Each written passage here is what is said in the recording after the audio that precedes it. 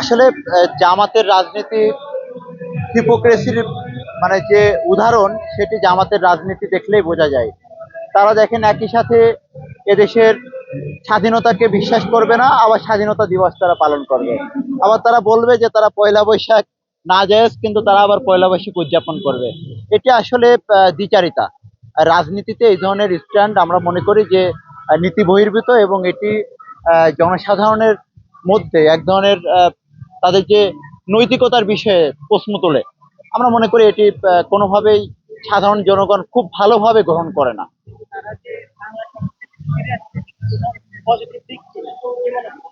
বাংলা সংস্কৃতি বাংলাদেশের অবশ্যই বাংলা সংস্কৃতিতে যদি কেউ ফিরে আসে বা যদি ধারণ করতে হবে।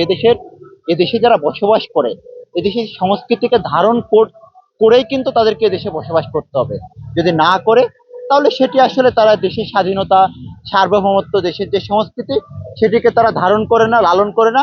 এবং আমরা মনে করি সেই ধরনের রাজনৈতিক দলকে এদেশের জনগণ, যারা এদেশের সংস্কৃতিকে বিশ্বাস করে, ধারণ করে, লালন করে, তারাও তাদেরকে ধারণ করবে না।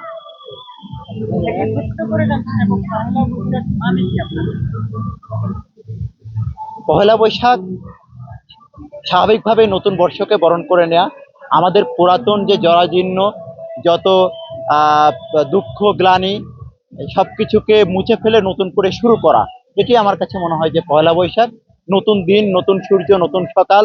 সেই নতুন সকালে নতুন উদ্যমে নতুন করে দেশের জন্য, জনগণের জন্য এবং নিজের জন্য সর্বোপরি কাজ করার যে আহ শক্তি, সেটিকে নিয়ে নতুন ভাবে পথ চলা, এটি আমার কাছে মনে হয় যে পয়লা বৈশাখ।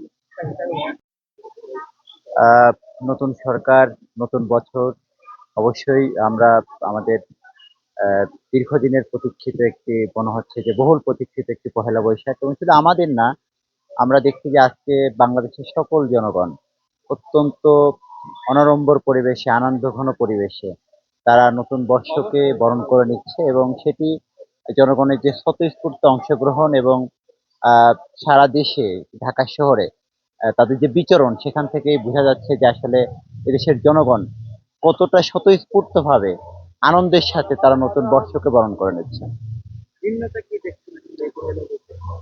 আমার কাছে মনে হয় যে ভিন্নতা যে বিষয়টি, সেটি হচ্ছে যে জনগণের যে মুক্তভাবে তাদের যে স্বাধীনতা, তাদের চলাফেরার যে স্বাধীনতা, ভয়হীন একটি একটি পরিবেশ।